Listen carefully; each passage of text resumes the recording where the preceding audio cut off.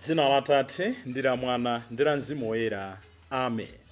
Ndikulandireni soto abale ndi alongo pano pa Tiyankhuleni Ambuye. Ndipo lero ndi tsiku lachiwiri pa 4 March chaka cha 2025. Ndi tsiku lomaliza mu gawo loyamba la nyengo ya pachaka. Chifukwa mawa tikulowa mnyengo ina ya pachaka, nyengo ya Lent, ulendo wa masiku 40. Choncho monga ndinanenera dzulo lija, mawu athu alero atithandizirenso kuti ndilowa bwanji mu nyengo imeneyi ya Lent. Ena tsiku la lero amanena kuti Shrove Tuesday, ndi kuti kaya tili ndi tinthu tina timazira, tinyama, tisati timazira, tinyama, tizakumwa, taukaliti, tinthu tonse timenera kuti tsiku la lero tidyeretu kati sitikwanisa tagawira anzathu. Chifukwa tsiku la mawa ndi losala ndi kupunguza. Nyengo ya Lent ndi yosala ndi kupunguza. Ndi yosanena kuti ndidzisunga ndidzadikire mpaka pa Easter, ayi. Ndi mmene kunja kuliriku ndi njalayi ndi tsiku labwino logawana, ndi tsiku loti kamupanga pate, chifukwa mawa tsopano tikulowa mchipululu muja. Mawu athu oyamba tsiku la lero akuchoka m'buku la Mphunzitsi, mutu wa 35 ndi 101 kulekeza 12. Ndi nkhani yosangalatsa, mukamvetsera mawawa mwabwerenzenso tsiku lonse, chifukwa kumapeto kwa kunena nkhani akunena kuti usabwere chimanjamanja pamaso pa Ambuye, usayese kupereka chiphuphu kwa Ambuye, chifukwa sadzachilandira. Ambiri timapereka ziphuphu pamaso pa Ambuye ndi mawu athu, komanso mwina ndi machitochito athu timaganiza kuti pochita zimenezo Ambuye atichitira zina zake, akuti sadzachilandira. Amene akutiwerengera mawu oyamba ndi a Isaac Mpweya, administrator pa Tiyankhuleni Ambuye, kuchokera ku St. Martin de Porres Parish mu diocese ya Dedza. Ndipo salimo yathu ndi salimo namba 50. Chilimbi chathu chikuti opereka mtima wake kwa ine mothokoza, Ambuye chauta akutiyankhula. Ndi amene amandilemekeza. Timalemekeza Ambuye tikapereka mtima wathu mothokoza. In other words, tikhale anthu othokoza muchina chilichonse chimene timachita m'moyo mwathu. Ndipo mawu amuthenga pabwino ndi monga adalembera Marko Oyera, tili pamutu wa 10 ndime ya 28 kulekeza 31. Amene akutiwerengera mawu amthenga wabwino komanso kutigawira mawu ndi Reverend Father Francis Damaseke, kuchokera mu Archdiocese ya Lilongwe. Tiyeniso abale ndi alongo tisinkhesinkhe limodzi. Mawu oyamba. Mawu a m'buku la Mphunzitsi. Kusunga malamulo kuli chimodzimodzi kupereka nsembe zambiri. Kusamala malamulo ndiye ngati kupereka nsembe zothokozera. Kubwezera zachifundo mothokoza kuli ngati kupereka nsembe za ufa. Pothandiza osauka kumachita ngati ukupereka nsembe yoyamikira. Kuleka zoyipa kumakondweretsa Ambuye. Kusiya zochimwa ndiye nsembe yopepesera machimo. Usabwere pamaso pa Ambuye chimanjamanja. Nsembe zonsezi ziyenera kuperekedwa chifukwa malamulo akutero. Munthu olungama kamapereka nsembe kuguwa, fungo lake labwino limafika kwa Mulungu wopambana zonse. Nsembe za munthu olungama Ambuye amazilandira, ndipo sazaziwala. Uzikonda kulemekeza Ambuye ndi mtima wachifundo, ndipo usaleke kupereka kwa Ambuye zipatso zako zoyamba kucha. Uzipereka mphatso zako ndi chimwemwe, ndipo uzisangalala popereka chachikhumi chako. Uzipatsa Mulungu wopambana zonse monga momwe adakupasira. Uzipereka mwaufulu monga ungathere. Paja Ambuye amapereka mphotho mwaufulu. adzakuchulukitsira kasanu kawiri. Usayese kupereka chiphuphu kwa Ambuye chifukwa sadzachilandira, ndipo usadalire nsembe yopanda chilungamo, chifukwa Ambuye ndiwo mweruzi, mweruzo wake wopanda msankho. Mawu a Ambuye. Tithokoze Mulungu. Ambuye akhale nanu. Mama mumthenga wabwino monga adalembera Marko oyera. Ulemu kwa inu Ambuye. Pa nthawi yomweyo Petro adayamba kuyankhula naye adati, ifetu paja tidasiya zonse kuti tizikutsatani. Yesu adati, ndithu ndikunenetsa kuti aliyense osiya nyumba, kapena abale, kapena alongo, kapena amayi, kapena atate, kapena ana, kapena minda chifukwa cha ine, ndiponso chifukwa cha mthenga wabwino, ameneyo pasipo mpano adzalandira zonsezo mochuluka kwambiri koposa kale. Adzalandira nyumba, abale, alongo, ana, minda, komanso mazunzo, ndipo kutsogoloko adzalandira moyo osatha. Komatu ambiri amene aloyambirira adzakhala otsirizira, ndipo amene alotsirizira adzakhala oyambirira. Mthenga wa Ambuye. Ulemu kwa inu Ambuye Yesu Khristu.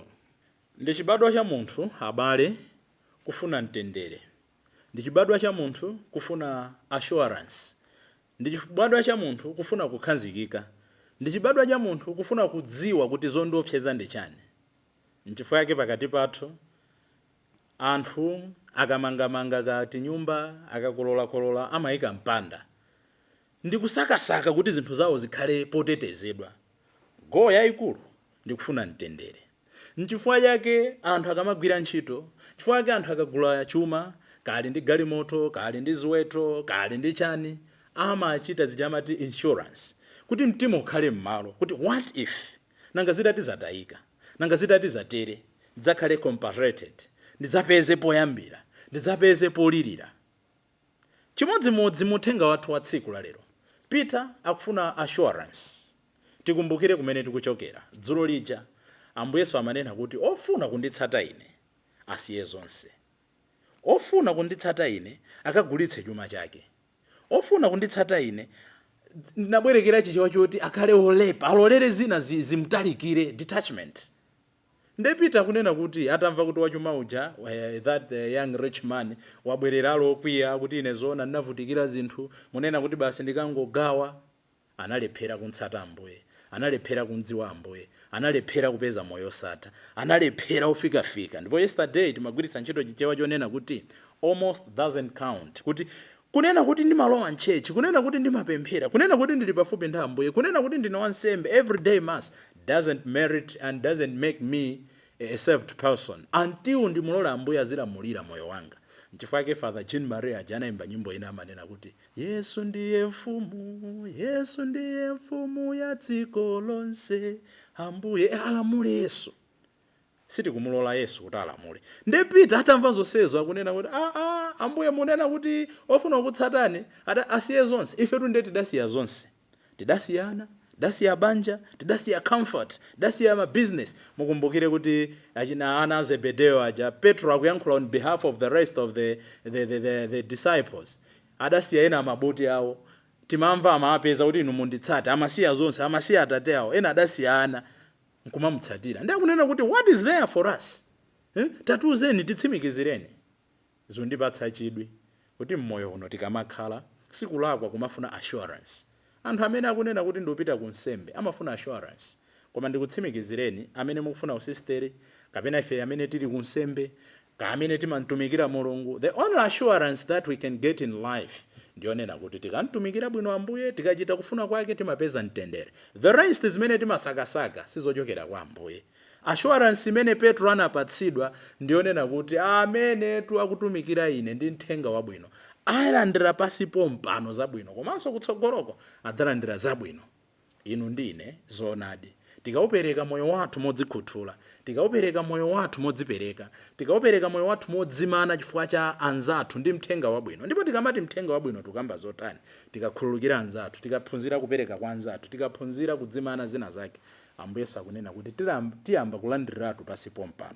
Timaona anthu amene adalandiriratu pasi pompano. Tikatulandiriratu pasi pompano, situtanthauza anthu amene ali ndi magalimoto zodula, anthu amene ku akaunti kwawo kuli ndalama zambiri, anthu amene amaoneka kuti amadye chilichonse chimene akufuna. Anthu amene timaona kuti adalandiriratu pasi pompano ndi anthu amene ali ndi chimwemwe with even the little that they have. Timaona anthu ena onena kuti they've close to nothing, koma they're always happy. Moti anthu ena amapangira sanje chifukwa cha mmene alili. Kudya gwafa weniweni amaoneka kuti akumuva kukoma. Kudya chimanga chootcha chene chitamba dowe panopa. Kudya dowe weniweni kuoneka kuti akumuva kukoma. Chifukwa cha chani? Muchina chilichonse amanena kuti Ambuye zikomo. Muchina chilichonse chimene ali nacho amanena kuti Ambuye mutsogole. Muchina chilichonse chimene ali nacho amanena kuti Ambuye zidachokera kwa inu, Ambuye zikubwerera kwa inu. As long as we don't give back to Jesus, no peace, no fulfillment, no tranquility. Nde Petro akumutsimikizira kuti anthu amalandira pasi pompano, mulandira pasi pompano. The moment I sacrifice for God, the moment I sacrifice for the common good, kandi mboma, kandi pakampani, kandi mumpingo, kandi mmodzi, pena paliponse pamene ndipezeka, ndilandira zabwino. Koma chimene chandisangalatsa ine ndi mawu a Ambuye Yesu, fundo yathu yachiwiri. Ambuye Yesu sakubisa mawu. Tachuluka dziko limene tikukhulupirira mabodza ndi kumapolisha kuti aziveka ngati zabwino. Ndeti manamizana to the extent kuti bodza lasanduka gawo limodzi la moyo wathu. Ambuye Yesu sanafune kuwanamiza kapena kuti anthu azatsatira chifukwa chongonena kuti mukabwera kwa ine mulemera, mukabwera kwa ine. Unfortunately tikutsogoza kupotoza anthu ndife anthu a Mulungu. M'malo moma auza anthu zoona kuti kutsatira Ambuye ndi mpeno wasengwa, pena nakoma, pena ndawawa. Pajatu mneneri amanena kuti nditadya mawu a Mulungu, pena ankaveka ngati kozuna, akamatsika mkamwa muno amafika m'mimba mwa mawawa. Nde mawu a Mulungu amenewo, pena umamva kukoma, pena zimavuta, pena moyo umathina. Buku la Mphunzitsi lomwe tikuwerengale ananena kuti mwana wanga, ukafuna kutumikira Ambuye wasankha chinthu chabwino, koma ukonzeke kuyesedwa, ukonzeke kunyozedwa, ukonzeke kupirira. Chifukwa Ambuye amene amkonda akuti amamuyesa ngati golide. The point here is Ambuye Yesu sakubisa chichewa. Akuti mudzalandira pasi pompano zabwino. Mulandira pasi pompano zabwino. Ndakamba kale kuti anthu akulandira. Komanso mudzalandira mazunzo. Imagine if it were our generation. Kuti Ambuye Yesu akufuna anthu azimutsata. Ambuye Yesu akulalikira. Ndakunena kuti komanso mudzalandira mazunzo. Ena mudzadulidwa makosi apa. Ena mudzadulidwa chala. Ena adzakuphulitsani mutu. Ena apa adzakuotcherani nyumba. I hope most of us tikanabwerera mbuyo. Koma fundo ndionena kuti Ambuye Yesu samafuna kunyengerera anthu kuti amutsatire chifukwa cha zokoma kapena zongonamiza zimene ali nazo. Kutumikira Ambuye ndi mpeno wasengwa. Teti samadabwe kuti anthu amene amapemphera, anthu amene amakhulupirira chauta, anthu amene amayesetsa moyo mwawo nthawi zina amakhumudwa nde gawo limodzi la moyo. Chifukwa chikhristu chopanda mtanda sichikhala chikhristu chabe. Inu ndine timauzana zotani. Tachulutsa kunamizana. Chaka chino ndi chaka cha zisankho. Lamba kale bodza. Amene simadya therere, tairantuni, tsukirantuni miphika, chifukwa ine kungofika pa 16 September, nyama weekend iliyonse. Anthu timambokhulupirira zimenezo. It's a generation yokhulupirira mabodza. Ineyo pamene palibe bridge, ngakhale palibe mtsinje tikachita kukumba cholinga choti tikepo bridge. And some people we believe that. Yakwana nthawi yonena kuti chilichonse chimene tamva tizichisefa. Chilichonse chimene tamva tizona mo possibility yabodza nkunena kuti koma izizi ndizona. And we should learn to question things. Dzulo timakamba za wachuma wachinyamata ujolemera amene anakamfusa Ambuye zinthu zina zimene kwa iye samazimvetsa. The issues of eternal life. Ambiri tilibe that audacity to ask authorities the things we don't understand. Ambuye Yesu nkhani yayikulu sakubisa chichewa. Amene akunditsatira ine adzapeza zambiri komanso adzapeza mavuto. Inu ndine yakwana nthawi yoti tiphunzire kuzana zoona. Kandi musembe, kandi musisteri, kandi mumpingo, kandi mbanja, kandi kundale. Kundale kunde osakamba. Akuti bodza ndi gawo limodzi la ndalero. Ndipo chachitatu chimene tikuphunzira nde tiphunzire kuchokera kwa Peter. Petro amanena ndi zoona. No wonder Ambuye Yesu sadamutsutse. Amene ife tidasiya zonse Ambuye ndikumakutsatani. As weak and frail as Peter was. Kuti anali wofoka, anali ndikugwa, anali nkulephera. Koma anapanga radical decision to follow Jesus. Ambiri mwa ife unlike ophunzira aja tikumutsatira Ambuye koma m'manjamu titanyamula zina. Timayimba nyimbo zoperekera ku mpingo wathu akatolika. Nazo zina izokha zochitika pa misa nchiyaniko, nchani mwatenga nchiyaniko, nchani mwatenga kuti Ambuye alandire Ambuye. Achinapita anasiya zonse. Ambiri mwa ife we are following Jesus koma tanyamula mabagi amajumbo osangoti bagi chabe. Ambiri mabagi otuchitanso kuguguza kutilemera. Ndiye pamene tikukonzekera the Lenten season tomorrow. Tidzifunse kuti ndanyamula bagi yotani imene Peter adasiya zonse, anasiya maboti, anasiya akazi, anasiya banja, anasiya abale awo, anasiya kutchuka, anasiya the comfort, amadya zinthu zawo, amagulitsa nkumadzipezera zodzisamalira moyo wawo, ukafika ukasanduka moyo mapemphetsa ete chimene chipezeke lero na amadya na mapita otsogolo. The question is, pamene tikulowa mu Lenten season, what is it that I'm leaving behind? Ambiri mwa ife sitidapange radical decision to follow Jesus. We made casual decisions to be priests, casual decisions to be Christians, casual decisions to be politicians. Nchifukwa yake timadzuka tsiku la lero olimbikira, tsiku la mawa kubwerera mbuyo, inde kugwa kulephera ndi umunthu, koma kukhazikika nkulephera ndi kuvomereza. Ndi zimene Ambuye afuna tiyang'ane tsiku la lero. Ndimafuna kuti potsirizira tiyang'ane kwambiri mawu oyambaja, osati kwambiri chifukwa tikawerenga tokha ndi omasulidwa kale. Akunena kuti usabwere chimanjamanja pamaso pa Ambuye. Ambiri timaganiza kuti tikamakamba zoti kubwera chimanjamanja pamaso pa Ambuye ndikuti basi chifukwa yoti ndanyamula majumbo, ndanyamula chani, ndanyamula mipunga. Timanena mobwereza. Ambuye sasowa mipunga yathu, sasowa nyama zathu, sasowa nkhuku zathu, sasowa ndalama zathu. Literally Ambuye sasowa china chilichonse pa moyo wathu. Ndife amene timasowa Ambuye. Koma monga limanenera pemphero lija, mapemphero athu amatithandiza kupulumuka. They add nothing to his greatness. Koma Ambuye akunena kuti musabwere chimanjamanja. Kubwera chimanjamanja ndi za onse zimene adatipatsa Ambuye. Are we able to give him back? Yesterday timakamba nkhani yomwe Ambuye amamuuza kuti ngati iwe ukunena kuti ine ndine mphunzitsi wabwino ndipo umakonda Ambuye, tapa chuma chako chimene ndakupatsa ukathandiza osauka, analephera. Inu ndine empty handed wathu atokhala mawu athu. Ambuye adatipatsa kuti titembenuze mtima ena, titonthoze ena, adatithandiza kuti tilimbikitse ena. Mwina ndi mawu athu tikuthandiza ena kuti azilira, mwina ndi mawu athu tikuthandiza ena kuti akhale obalalika, mwina ndi mawu athu tikuthandiza kuti pakhale migawaniko. Anatipatsa nthawi. How are we using our time? Mona kuti ambiri nthawi yathu ndiyothera macheza. Titati tizipanga record, nkukhala ndi ma records. Kuti nthawi yanga uchokera mmawa kufikira madzulo imakhala yotani. Mukuona kuti ambiri nthawi yathu ndiyosewera pa Facebook, ndiyosewera pa Twitter, ndiyosewera pa X, ndiyosewera pa Instagram, ndiyosewera pa YouTube. Kapena ngati si choncho nthawi yathu ndi kumabodza, nthawi yathu ndiyojeda ena, nthawi yathu basi ndiyokhumudwa ndi mipira, ife abaniyo, ife Arsenal, ife achani. Koma kuti to give Jesus our time and to give our neighbors, mwina ambiri tilibe zimenezo. How about our efforts? Adatipatsa ma effort ndi chinthu china chake choti Mulungu akufuna tionetse kuti timankonda nacho. Ena timafuna easy things, kuti basi china chilichonse chizingokhala chophweka. No easy life. Life is always difficult. Osalabada ndi kusamala chilengedwe, ndi kubwera pamaso pa Ambuye chimanjamanja. Chifukwa adatilenga, adatuza kuti tilisamalire dziko lapansi. Kachiwiri akunena kuti Ambuye amakonda mtima wabwino. God honors a devout heart. Each time I go for worship, I must examine my heart.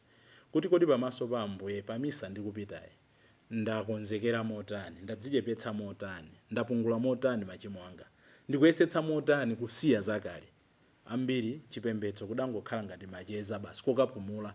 Fashion kunena kuti Sunday ife timapemphera lachisanu, ife timapemphera Saturday, ife timapemphera Sunday. Basi ungokhala ngati fashion kuti chifukwa chonena kuti Monday to Friday timapita kuntchito, masiku enawa timapita kaye ku church kenaka tipange zathu. Kupanda kupita church ena disamva bwino, koma kuti ku church koma usentheka. Ambuye akunena kuti God honors a heart full of devotion. Timpempha Ambuye tsiku la lero poyamba atithandize kusiya zinthu zimene zikulepheretsa kuti tiphatane naye. Tikasiya zonse tizimutsata monga adachitira Petro. Chifukwa ndipo khapo pamene tidzalandire zonse, osangoti kumwambako, koma tiyambira pansi pompano kuphatikizapo mazunzo. Dzina la Atate ndi la Mwana ndi la Mzimu Woyera. Amen.